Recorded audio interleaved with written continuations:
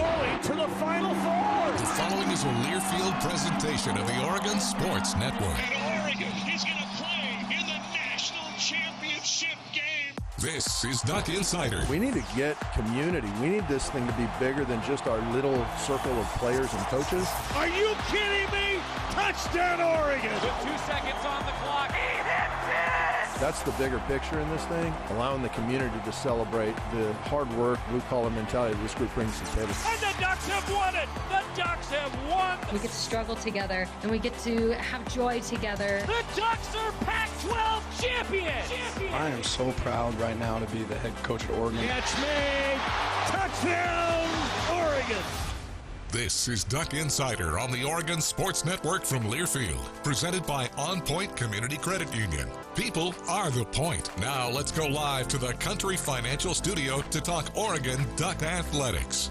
A big weekend in Oregon athletics over the weekend. It was a whole bunch to break down. Crossover season, basketball in action at Matthew Knight Arena over the weekend. Of course, football at Autzen Stadium getting it done. Volleyball went down to the Bay and had tough-fought sets against both Stanford and California. So a whole bunch to break down on the show today. I'm Ryan Milano, your host of Duck Insider, presented by OnPoint Credit Union, where people are the point.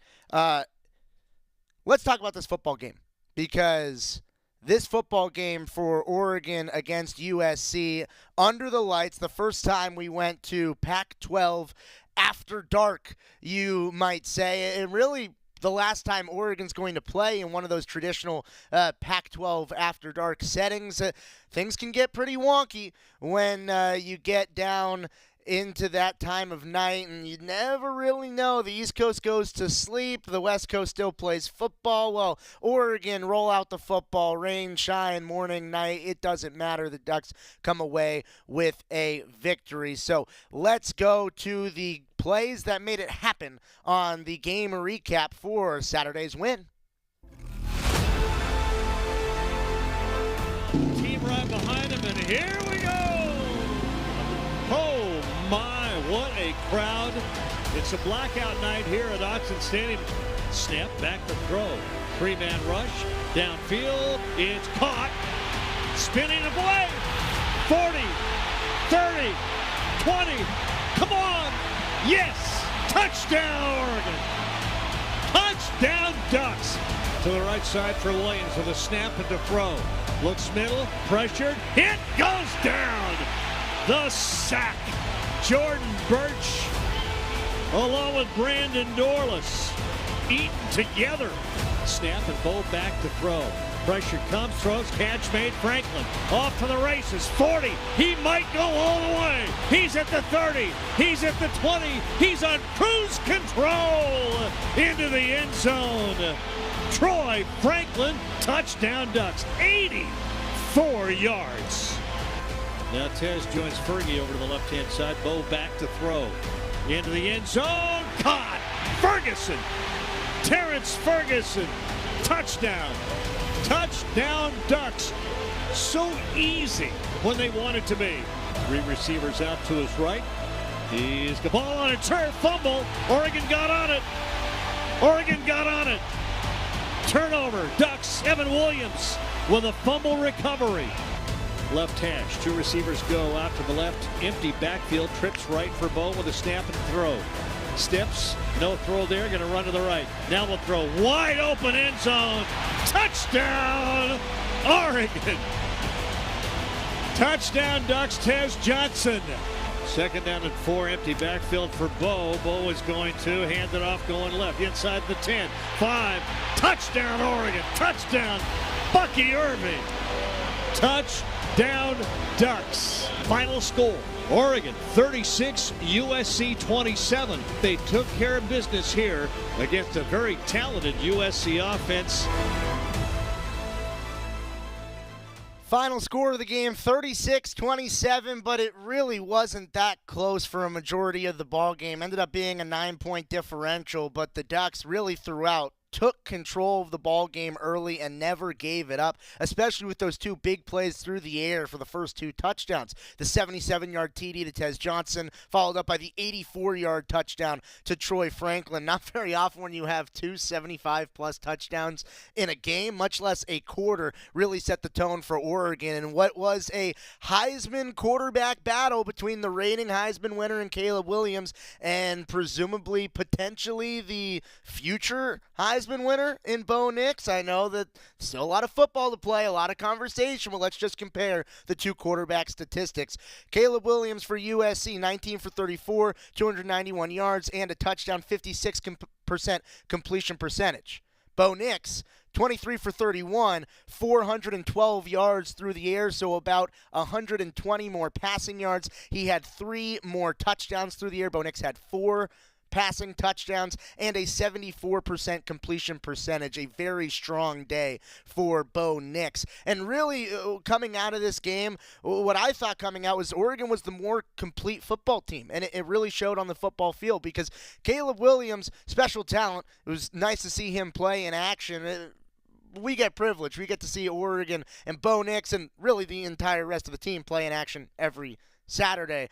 But Oregon's defense was what made it really difficult. Caleb Williams was running rampant, running everywhere, and Oregon had 3 sacks in the ball game, even more quarterback hits in the ball game. It was the Ducks who were getting home on number 13 for USC and really made life difficult for the Trojans, especially offensively. It seemed like the number 2 offense in college football in USC was stifled by a top 10 Oregon defense. Oh, yeah, by the way, if you're looking at the statistics, the number 1 offense in college football is at the U of L.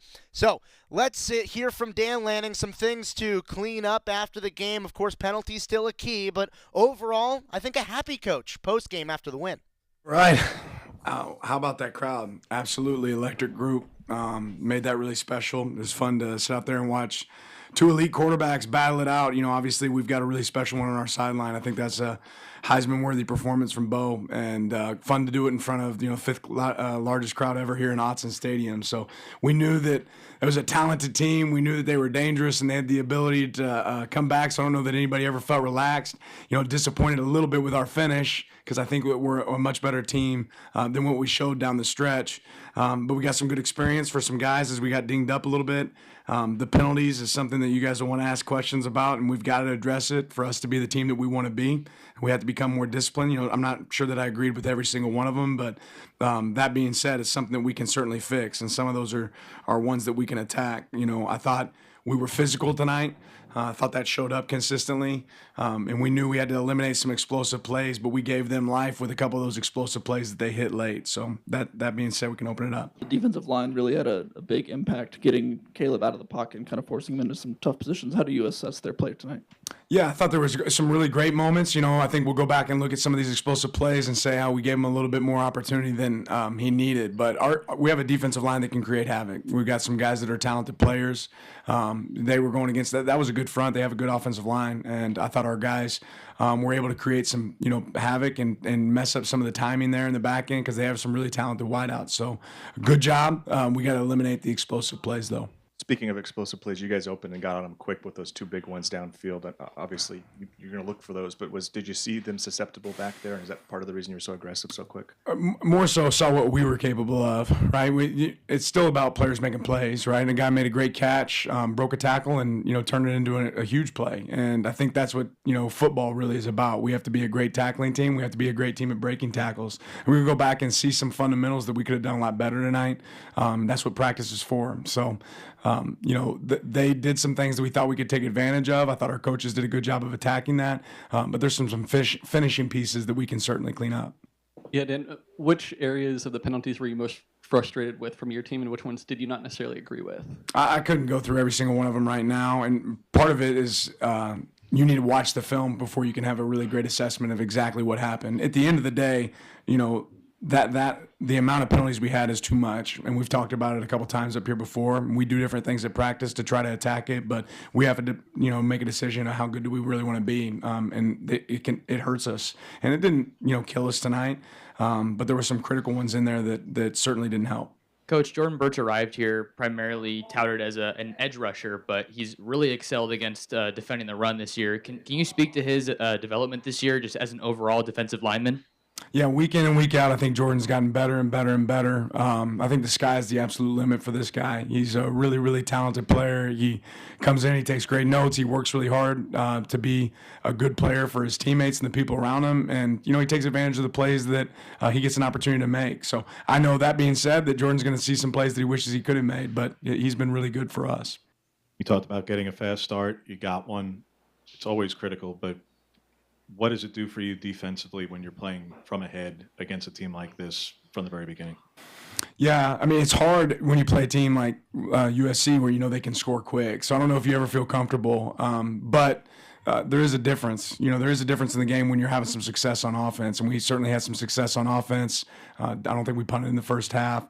When you're able to move the ball, and especially move the ball in the run game, I think that really opens up some opportunities for us. I thought defensively we did a good job stopping the run at times for a team that we thought was a really good back.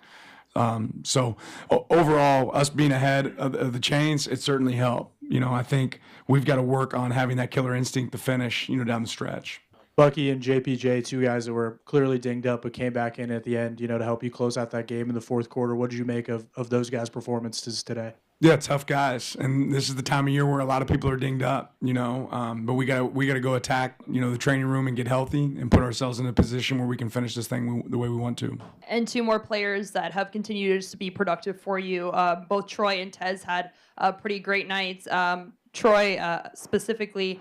What do you just see from him that makes him just be able to be so consistent and productive, just kind of on a weekly basis? What is it about him that kind of allows him to do that?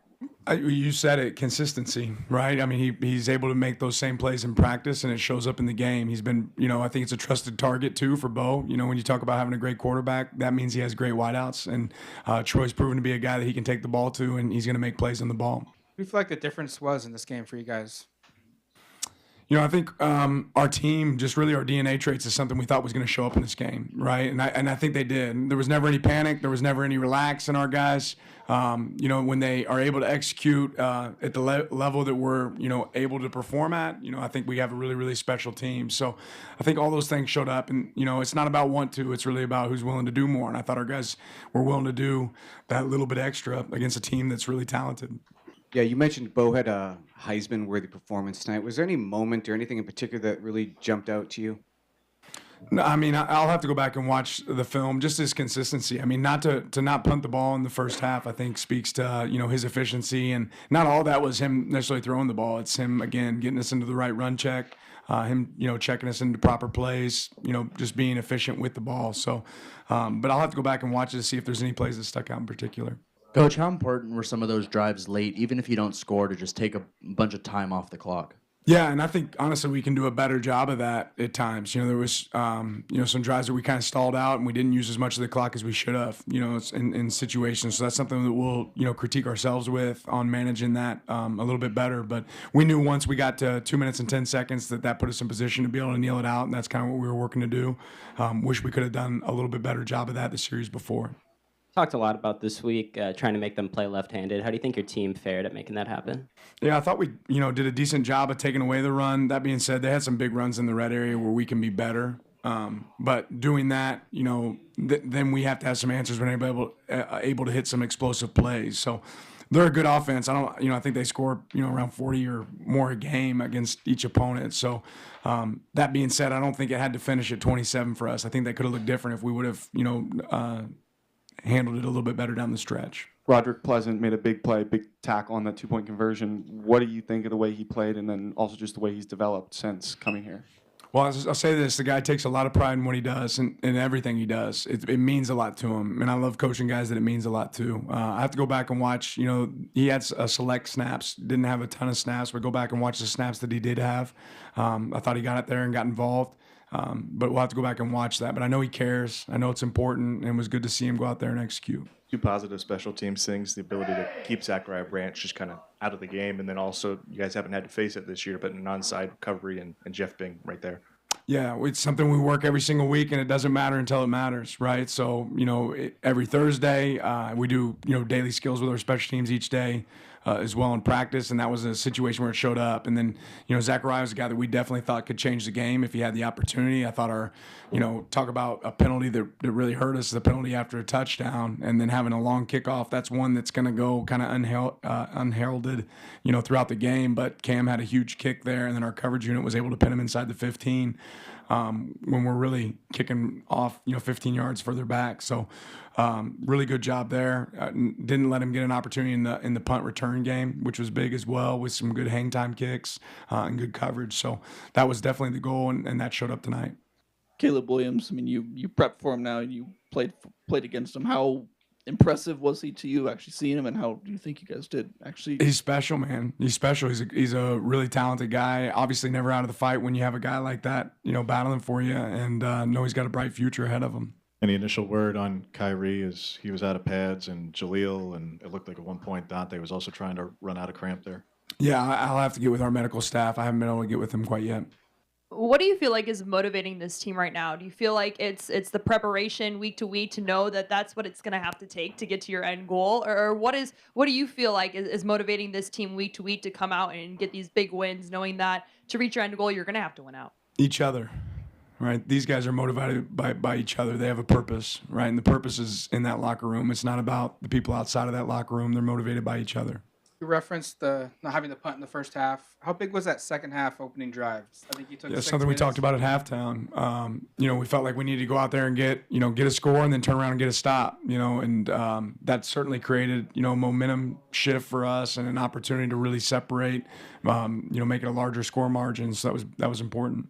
Coach, you talked about how you're not overall satisfied with the win, but at this point in the season, late November, guys are banged up.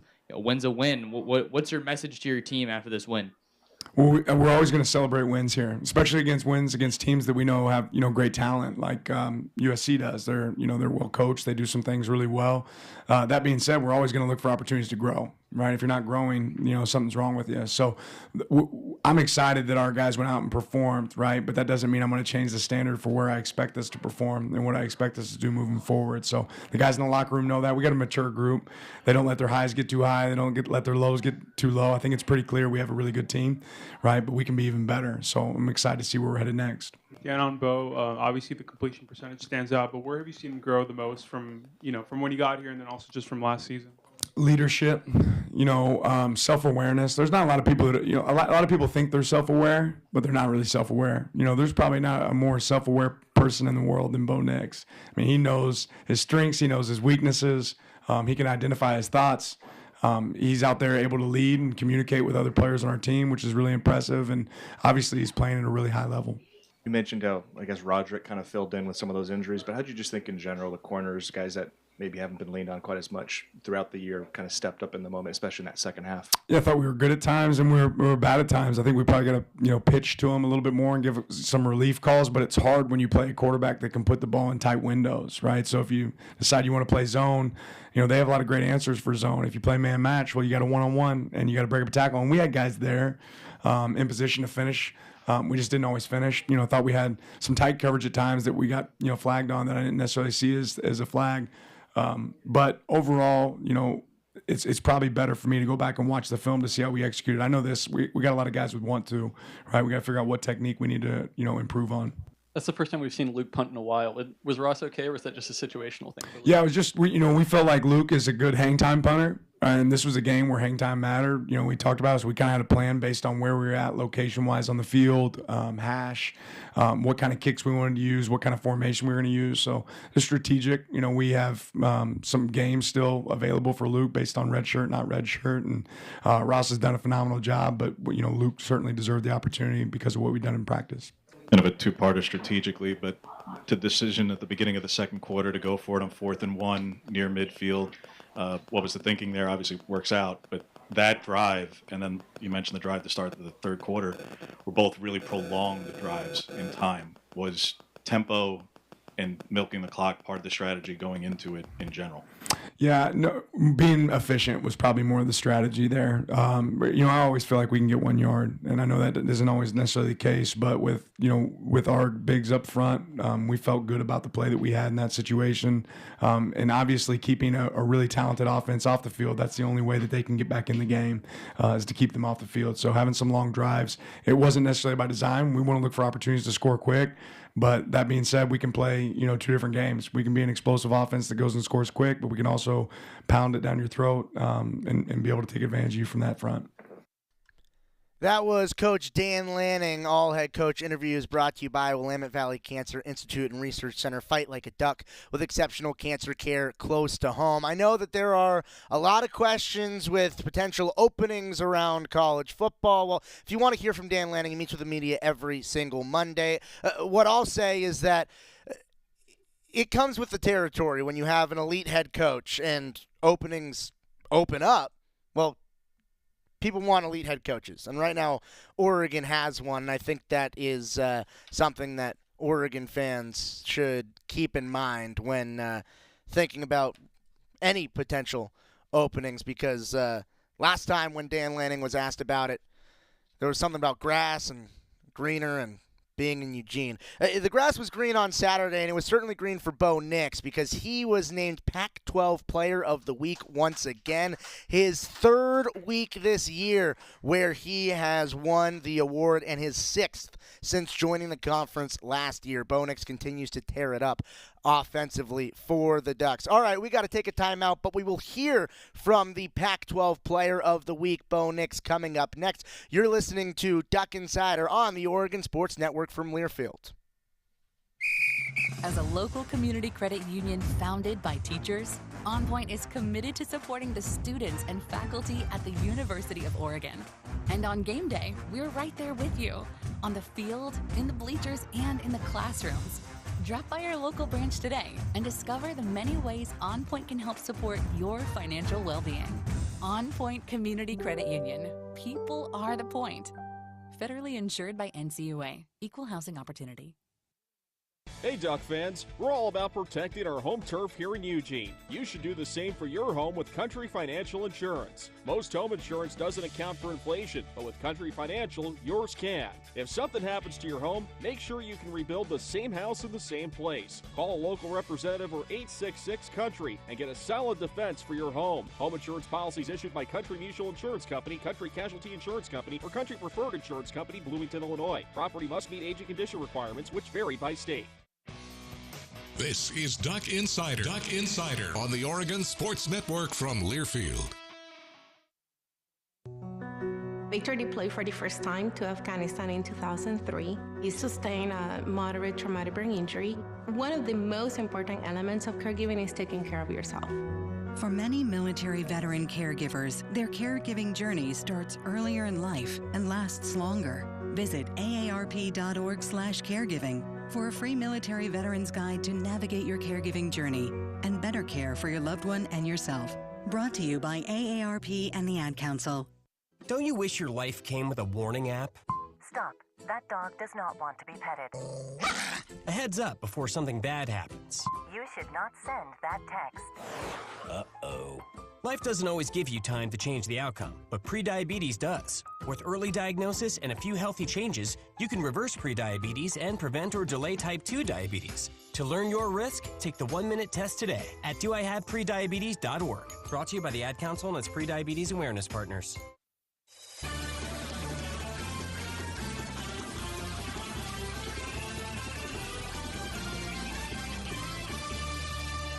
We're back on Duck Insider, presented by OnPoint Community Credit Union here in the Country Financial Studio. We just heard from the coach, and now it's time for the Pac-12 Player of the Week. But first, we have kick times coming up for the weeks moving forward throughout the rest of the season. A little bit of a delay in kick time being announced to get the TV slot, but earlier this week, we know what time it's going to be for the Ducks and the Sun Devils down in Tempe. 1 o'clock local time here, and it will be 2 o'clock Arizona time. Arizona, they don't do the whole time zone, daylight savings. I'm not sure if it's weirder to do it or not to do it. Either way, Arizona is an hour ahead So 2 o'clock if you're going to the game, 1 o'clock if you're here in Eugene watching the game. There's also kick time for Oregon State. That was announced way long ago. Friday coming up on November 24th. That rivalry game going to be at 5:30 p.m. You do not have to worry about time zones with that one. It is 5:30 here, 5:30 in Corvallis, and 5:30 anywhere in the Pacific time zone. So those are your kick times for the next 2 games, the rest of the regular season for Oregon football. Let's hear from the quarterback, Bo Nix, after he had a battle with the former Heisman winner, Caleb Williams. A certainly Heisman-pointed conversation with Bo Nix after the game. Bo, your thoughts on your performance and the big win tonight? Well, I thought we started fast early, and I thought that was what kind of kept the game out of reach for the most part. But we just got to finish better. I thought we left a lot on the table. We kind of got a little bit complacent, and we have way too many penalties, and that's got to get fixed. And we say it every week, but somehow we got to find ways to fix that. And we got the win, and that's all that matters. That was a really good football team. It was a really good home environment, and it was just one of those exciting big wins that we needed as a team. When those hiccups come up with the penalties, they're looking to you to kind of calm them down. What's your message to the guys in the huddle? Well, at times it kind of depends on the situation, but at times we got to know how important the penalty was because we don't need to keep doing that. But at the same time, you can't fix it then. They're not going to take the penalty back, so you just got to find ways to overcome. And I thought at times we kind of did that, and we overcame some penalties, but we probably had 2 or 3 drives where penalties kind of stoned the drives. And in a game like that, you got to score. In those situations, and we'll fix it. We'll find a way to get better at that. Coach Lanning said that you give a Heisman-worthy performance. Is that something that you even think about right now? No, it's not. I just felt like I did what I had to do to win the game. Our defense played really well again. They stopped them. They forced turnovers. They created sacks and created disruption. And you knew a guy like that is going to get his plays in. So. They handled that, and I felt like we put the defense in a bad spot, at the end. And it's in the fourth quarter. You look up with 11 minutes left, and, we didn't do a whole lot, and that's frustrating. And I think we got to look back at situations we put ourselves in, and we just got to attack better. I think at the end of the day, that's all that is. And we had a little bit long faces, and I just felt like the energy could have been better. That first touchdown to Tez, did you see something make a pre-check change, or yeah. What did you see? What changed? Man-to-man, I gave him a fade. Hey, Bo, if your goal is to get to the playoff and you've got other one-loss teams like Alabama and Texas kind of lurking behind you, do you think the way you win, style points this time of year are important or matter? I just think you just got to keep winning and let them worry with that if they want to worry about style points. We just got to do our jobs and keep winning games, and it'll put ourselves in a good position. Obviously, the long touchdown to Troy and then hitting him again down the sideline. Yeah, those were important plays in the game.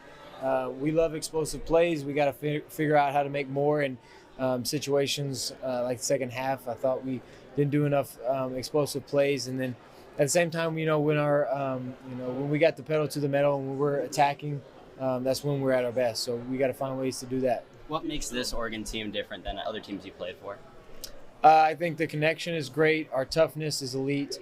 Even though, you may lose a rep, I think we continue to battle and we just continue to put ourselves, on the line and saying, this is what we are, this is who we are, this is, the tough team we're going to be, and then make teams kind of go punch for punch with us. And I think we're just a very connected, tough group, and we put ourselves in a really good position. Tez Johnson has had 300 yards receiving the last 2 games. Before that, he had 300 the whole season. Anything you've seen in his recent uptick in production? I just think he's, I think he's just always open, and we're just doing a good job of, using him and getting him open. He's a great compliment to Troy. He and Ferg and Gary and Trey and even Bucky and Jordan out the backfield, they've done a really good job of taking some weight off of Troy. They can't really double team him, and so now Troy gets his one-on-ones. And each person on our offense is important to our success. Each person has a key that they can go out there and play. and Tez is just finding his role and doing well at it. You talked a little bit about how much you've grown from when you first got here, but also from last season. From your vantage point, where have you seen yourself? Yeah, I'm just really comfortable right now. I'm seeing defenses really well, and I'm super comfortable with our plan. I think preparation is key. I'm in a good spot right now in my situation to where I can prepare, and Coach Salkin and Coach Stein do a great job of preparing me throughout the week, and then we just go out there and execute. I feel like this offense is operating as the best in the country. I just think we, we're still putting things out there to where we can even be better. And so I think that's the part to where it keeps you coming back on Monday and making you go back for another week because we know we're not there yet. And one of my biggest fears is that we'll become complacent. And so we got to do a really good job of, finding ways to grow and finding areas there are many, and we just can go in there and attack so that we don't have weaknesses. And because the great offenses out there don't have weaknesses. Especially after a performance like this, there's going to be a lot of talk about the Heisman race. Do you is that kind of all white noise to you, or is that you use that to fuel you a little bit? I have nothing to do with that, and so all I can do is go out here, be efficient, and win games. How much was, you talk about efficiency, you guys had 3 drives that took over 5 minutes. The one drive to start the second half was 6.5 that's huge. How much was efficiency and Well, that's huge, and keeping the clock running. Because even though you don't want to just completely go into a shell when you play an offense like that, and I think that you also got to give them credit, and taking time off the clock is huge, and scoring touchdowns is huge. And I thought we did a good job today of scoring touchdowns. We kicked a few field goals and were stopped a few times, which obviously you like to have back and you like to do better. But I just think the efficiency when we were on was really good, and we put ourselves enough cushion to where thankfully they couldn't come back at the end. You said your fear is complacency. Where does that come from? Is there a reference point for that? Do you call back to, or No, I just see our potential, and I know what we can be, and I want to hit that point. And the standard's the standard. That's what Coach talks about all the time, and we have a very high standard for ourselves. Each and every person in that locker room's got a high standard, and they know what they have to do to reach it. And it's the potential that we all have that I want to reach, and I want to maximize. And I know there's a lot of guys that want to do the same, and I just feel like we're continuing to get better, and that's all you can do. I think it is a good thing that we don't have all the answers and we don't have everything figured out. We know there's room for improvement, and that just keeps you going. That keeps you working hard. Dan talked a little bit about how clock management later in the fourth quarter could be an area for you guys to improve on. How much of that is discretionary with you? How much of that is Will and signals come from the sideline? Like where's the? Yeah, I just think we got to continue to attack. I think against a defense like that, it's hard to chew all the clock, and it's hard to have every drive that's going to take over 5 minutes.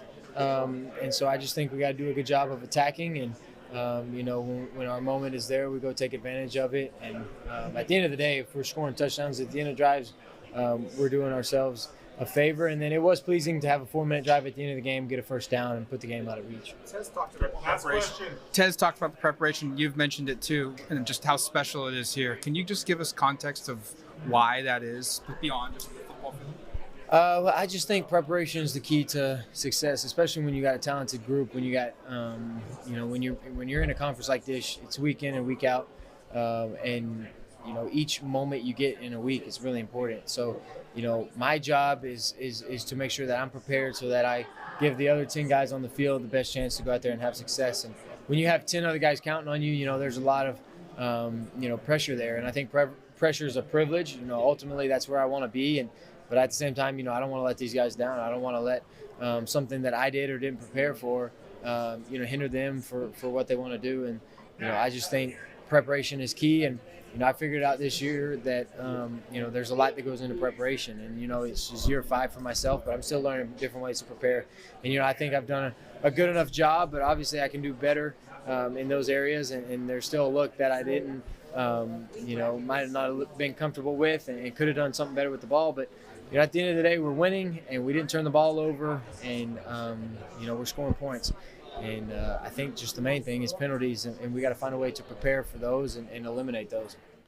Bo Nix always looking to improve. It's hard to improve on how good of a performance it was for the offense on Saturday. Not just Bo, but how about Tez Johnson? 7 receptions, 126 yards, 2 touchdowns, back-to-back weeks with over 126 yards and 2 TDs. Yeah, he's been pretty good. We'll hear from him next. We'll talk to the wide receiver. After this timeout, you're listening to Duck Insider on the Oregon Sports Network from Learfield. Dear roads, trails, and rivers. Ready for some SUV action? Drive family adventures with the Highlander. Make a splash with the RAV4. Or haul fun with a Sequoia. Check them at Toyota.com. Toyota, let's go places. As a local community credit union founded by teachers, OnPoint is committed to supporting the students and faculty at the University of Oregon. And on game day, we're right there with you, on the field, in the bleachers, and in the classrooms. Drop by our local branch today and discover the many ways OnPoint can help support your financial well-being. OnPoint Community Credit Union. People are the point. Federally insured by NCUA. Equal housing opportunity. Dear roads, trails, and rivers. Ready for some SUV action? Drive family adventures with the Highlander. Make a splash with the RAV4. Or haul fun with a Sequoia. Check them at Toyota.com. Toyota, let's go places. You're listening to Duck Insider. Duck Insider on the Oregon Sports Network from Learfield. Uh-oh, Brad's buzzed. Oh, yeah? Yeah, he's starting with the woots. And now a speech. I just want to say that friendship is about heart and brain. Who's with me? Good thing is, he knows when he's buzzed. And my brain is saying, when it's time to go home, somebody call me a ride. Love that guy. Me too. Know your buzzed warning signs? Call for a ride when it's time to go home. Buzz driving is drunk driving. A message from NHTSA and the Ad Council. Hey, so what's a great way to spread awareness that driving high is illegal everywhere? A catchy song, of course. You can run, but you can't drive high. You can run, but you can't drive high. Friendly reminder, don't drive high. If you feel different, you drive different. Brought to you by NHTSA and the Ad Council.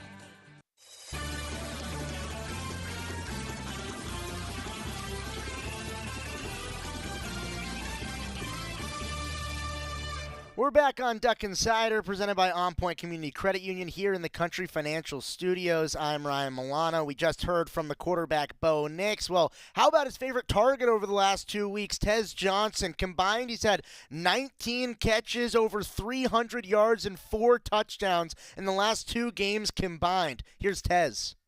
When you know it's a couple of really good offenses going head-to-head, what's it like to throw the first punch like the way you guys did? We just knew. We just went out there and anticipated what we was going to do. Basically go by the game plan and create a highlight every time. So how important was controlling the tempo of the game for you guys today? Control the tempo, that's what we want to do. Like when the ball is our hands, we be able to control the whole entire game. And coach preach it every week. So that's what we try to execute every day. So Tez, back. Sorry. Walk us through the first touchdown and just that spin move, and did you know the defender where he was, as opposed to spinning the other direction? I don't know if he knew it. I don't know if he knew that I saw him, but I saw him the whole time. It was basically, they played man, caught her back shoulder, and I see the safety the whole time, and I knew I was just going to spin off of him. Tez, back-to-back 2 touchdown games for you. What's been clicking for you lately? Game planning, preparation at practice, going against Tashim every day, Evan every day. Those guys keep me on my toes every week, so the game really slows down to me. Every Saturday is like a video game to me. You just slow down, you can control it. So just blessed to be in that same position again tonight. What do you feel about the offense's execution in the fourth quarter on those last couple of drives? What was kind of maybe not working? We just got to get better. Go back to practice, get better. I had a few drops that I need to clean up. Got to get back on the monarch, as Coach say. How is this team different than others that you played on? Other than Caleb holding the ball for 20 seconds. I mean, they pretty much the same. But we just went out there and executed. What about you guys specifically? We move fast. We got to keep up with us. We're the fastest team in the country, and that's what we believe in. So, Coach Lanning said that Bo had a Heisman-worthy performance tonight. What were your thoughts on Bo's game? Every day at practice is a Heisman moment to us. We see it every day. So that what he did tonight, Saturday, it was normal. So that's basically it. How have you seen him grow and improve? As the season's gone along. Just staying up here all day, all day. He want to just get better. Watching film, just want to be great. He want to be better than the next man he play. Even if it's another quarterback over there that's really good, he want to outplay him every Saturday. that's what we see every Saturday. So. Talk about how you guys are the fastest team, and those first 2 explosive plays certainly were huge. But you guys really put them away with 3 prolonged drives of over 6 minutes apiece. Just it's about this offense that you can do both, that you can hit 60 and 70-yard touchdowns, and you can hit 13-play drives that take half a quarter. We got dynamic guys in that room. We all saw Troy Franklin take a dig to the house, which I was excited. We was basically competing. Basically looked at each other and said, which one, you gonna score first? And I scored first, and then he come back and score a long one. So basically just competition on the sideline and in the receiver room. Every week we want to create a highlight so coach can show it on the big screen. That's probably what we want to see. We go back to the doctor on Monday and fix everything. So. Troy was talking earlier about kind of how you guys complement each other and maybe balance each other out. How do you feel like that applies to the room, how you guys balance each other out? We bounce around like in a game. Basically at practice. We compete at practice and see who's going to make the tough plays. In the game, it's going to be easier. Like tonight, okay, so I took the first one to the house, and Troy come back and make it, and I'm looking at him like, okay, I got you this time. I'm gonna get another one. And I challenge Troy, you got to get another one. So basically, we trying to match each other's touchdowns each week in every game. And that's basically how we roll, and everybody else just feed off of it. And knowing that we got Bucky at running back, he can break a long one too. We're going to challenge him again. So everybody just trying to challenge each other. These 2 programs hired new coaches at the same time. You guys are going to the Big Ten at the same time, but you guys seem to be in a better spot right now. What do you think has contributed to that success, whether it's recruiting, development, or what do you see that's put Oregon where it's at right now? Coach Lanning he's the best coach in the country. He's going to recruit hard, he's going to coach hard, and he's going to challenge us every day. And I think that for us just going into the Big Ten, which I don't know really much about, but I mean, I just know when we get there, it's going to be crazy. So. I feel like this is the best offense in the country. Yes, most definitely, hands down. Who can guard me, Troy, Trayshawn, Gary Bryant? Who can tackle Bucky or Jordan James? Who can stop Bo Nix? Even though you guys have all the skill players in a game like tonight, does it feel like you have the biggest advantage in the trenches on the line? Yes, every Saturday. And nobody in this country prepares like we do. Like I say, every week, come to a Monday and Tuesday practice, and you'll see how we work. Just walk us through the second touchdown. What were you seeing there, and was the plan for you to get the ball, or is that just Bo improvising and finding it in open space? They was in man. We was in 3-by-1, and I was just lined up on number 7. It's they best guy versus me, and we see what happened. You think you're the fastest player on this offense? Fastest player in the country. I think Tez said it all. Fastest player in the country. And I love the competition coming from that wide receiver room as well. All right, we got to take a timeout, change gears. Basketball season's underway. The men's basketball home opener went well on Friday for the Ducks. We'll talk about it next on Duck Insider on the Oregon Sports Network from Learfield. Dear roads, trails, and rivers. Ready for some SUV action? Drive family adventures with the Highlander. Make a splash with the RAV4. Or haul fun with a Sequoia. Check them at Toyota.com. Toyota, let's go places. Hey Duck fans, we're all about protecting our home turf here in Eugene. You should do the same for your home with Country Financial Insurance. Most home insurance doesn't account for inflation, but with Country Financial, yours can. If something happens to your home, make sure you can rebuild the same house in the same place. Call a local representative or 866-COUNTRY and get a solid defense for your home. Home insurance policies issued by Country Mutual Insurance Company, Country Casualty Insurance Company, or Country Preferred Insurance Company, Bloomington, Illinois. Property must meet age and condition requirements, which vary by state. Dear roads, trails, and rivers. Ready for some SUV action? Drive family adventures with the Highlander. Make a splash with the RAV4. Or haul fun with a Sequoia. Check them at Toyota.com. Toyota, let's go places. This is Duck Insider. Duck Insider on the Oregon Sports Network from Learfield. When it comes to making plans, you are the best. What about those round trips, which are perfect on your way there and perfect on your way back? Or those meetings with friends, surprise parties, camps, birthdays? The same way you plan for the important moments, start planning to protect you and your loved ones from a natural disaster. Sign up for local weather and emergency alerts. Prepare an emergency kit and make a family communications plan. Get started at ready.gov/plan. Brought to you by FEMA and the Ad Council. My name is Teresa Barber. I was in the United States Navy, and I served overseas in the Middle East and Africa. Early on in my career, I had a commander that taught our suicide prevention training, and the very next day, he took his own life. 90% of suicide attempts involving a gun are fatal.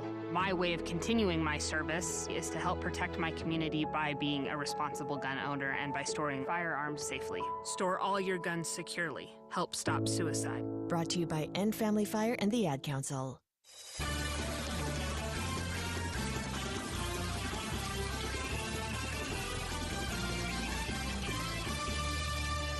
Back on Duck Insider, presented by OnPoint Community Credit Union here in the Country Financial Studios. Basketball season's underway, and the Ducks got a win over Montana on the men's side on Friday. Here's Coach Dana Altman after the home opening W.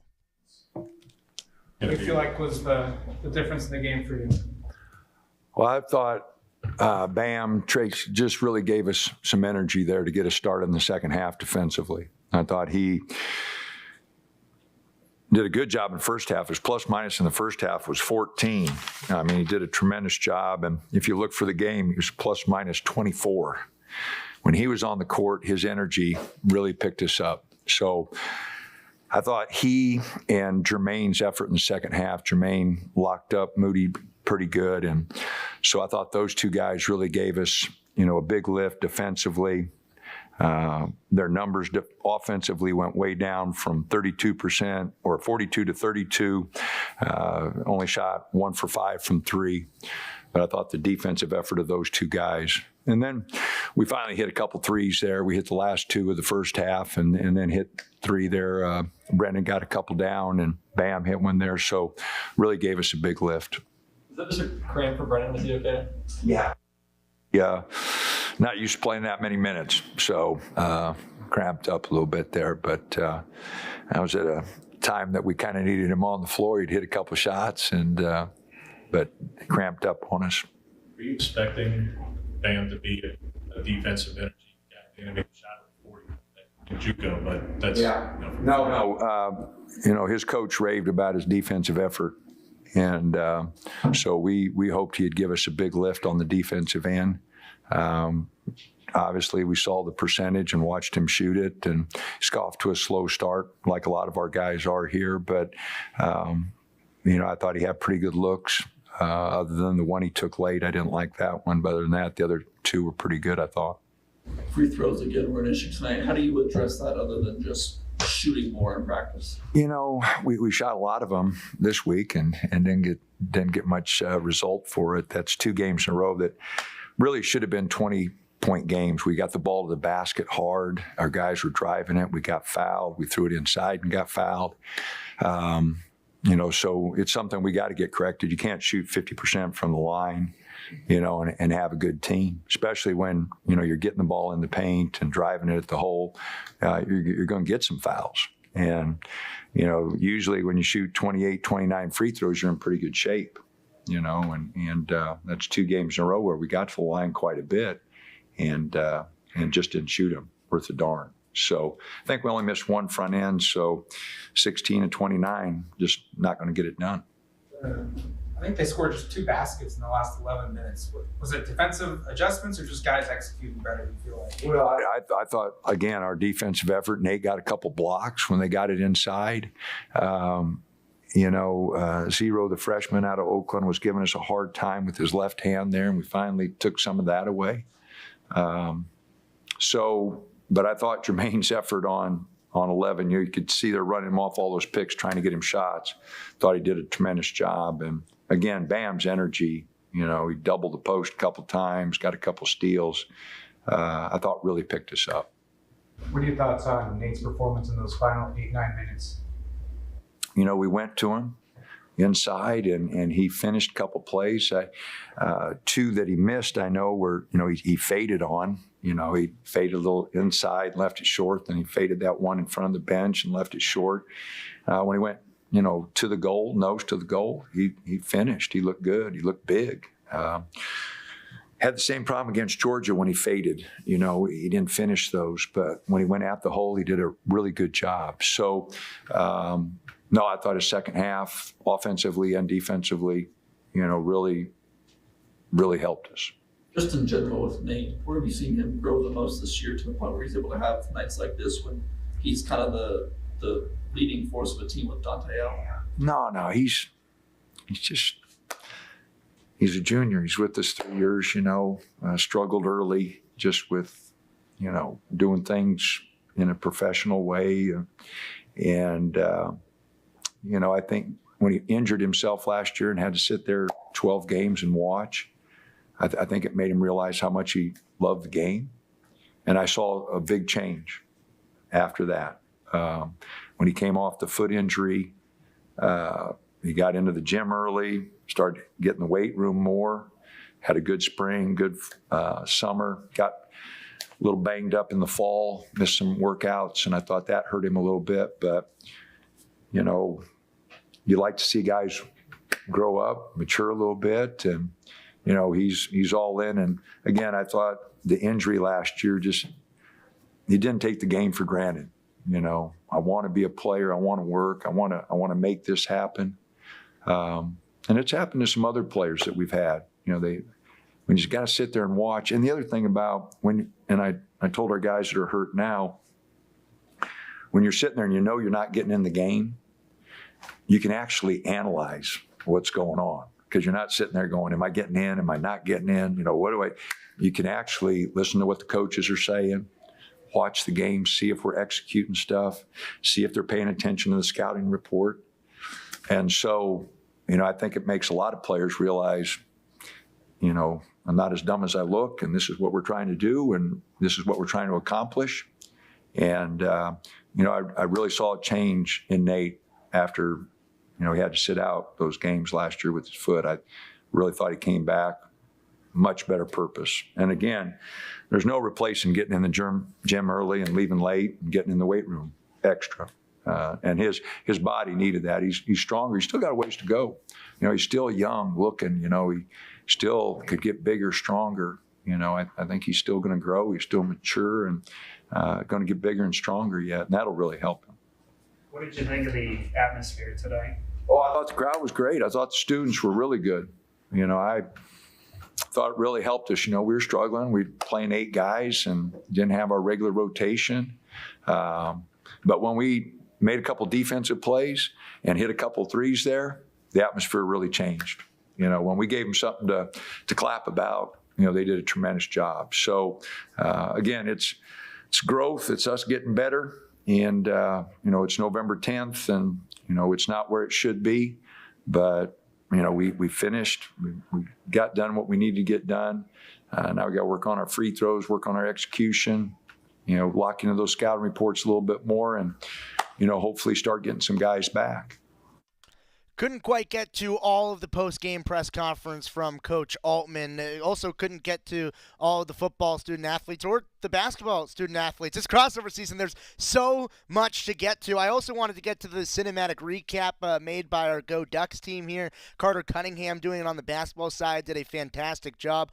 All of that is on the Go Ducks YouTube channel. So everything that we missed today, we'll try to get to it later in the week, but you can see it right now on the Go Ducks YouTube channel. All right, got to squeeze in our final timeout, and then we're closing out the show next on Duck Insider on the Oregon Sports Network from Learfield. As a local community credit union founded by teachers, OnPoint is committed to supporting the students and faculty at the University of Oregon.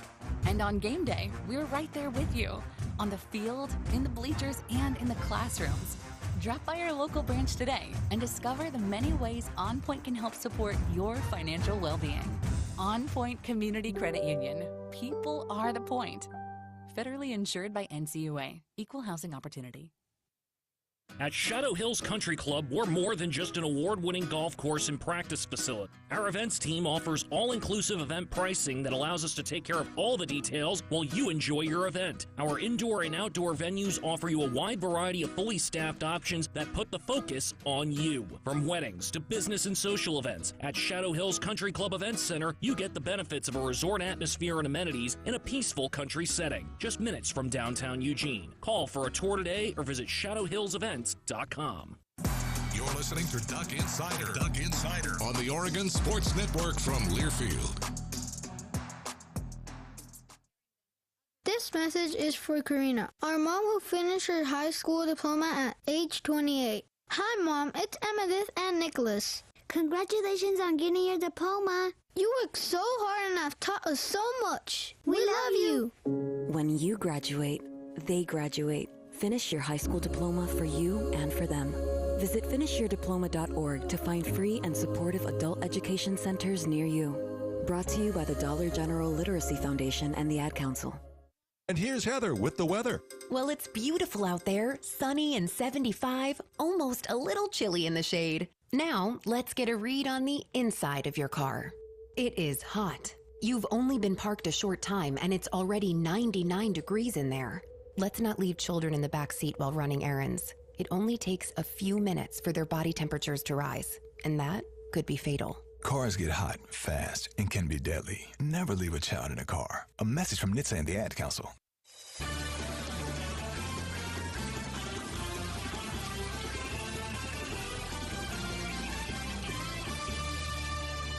Back here in the Country Financial Studio, it's Duck Insider presented by OnPoint Community Credit Union, and it's time for the Cafe Yum 2-minute drill. There is a whole lot of sports going on around the university because it is crossover season right now. We were just talking with Dana Altman about the win on Friday over Montana. It was a shorthanded Oregon team, 4 pretty significant players that were not active in the game, and a Montana team that's really good, a team that has finished over 500 basically every year in the last 2 decades and has made it to the NCAA tournament more times than I can count out of the Big Sky. So a quality win for Oregon early in the season. Make no mistake about it, Montana is a very good basketball team. Also volleyball, they went down to the Bay Area schools and split against Stanford and Cal. Gave the Cardinal a run for their money on Thursday, but couldn't quite get it done. Dropped that set in 5. And then against Cal on Saturday, they were able to stave off a 2-1 deficit to come back and win that match in 5. So a nice weekend for Coach Ulmer's squad. On the cross-country front, it was the West Regionals on Friday in Sacramento. The women of Oregon finished 2nd overall and stamped their ticket to the NCAAs. The men finished 7th in that meet. And between the men and the women, Oregon featured 5 combined all-region performers for their efforts. And if you don't have plans this week, book a ticket down to Arizona because women's basketball is playing against Grand Canyon on Thursday, volleyball plays the Arizona schools on Friday and Sunday, and football is playing ASU on Saturday. It might be time to caravan down to the desert because everyone is going to Arizona this weekend. Big weekend for Oregon athletics. That's our show. Joey tomorrow. Put your phone on D&D. That means that do not disturb when you're driving and when you're going from point A to B.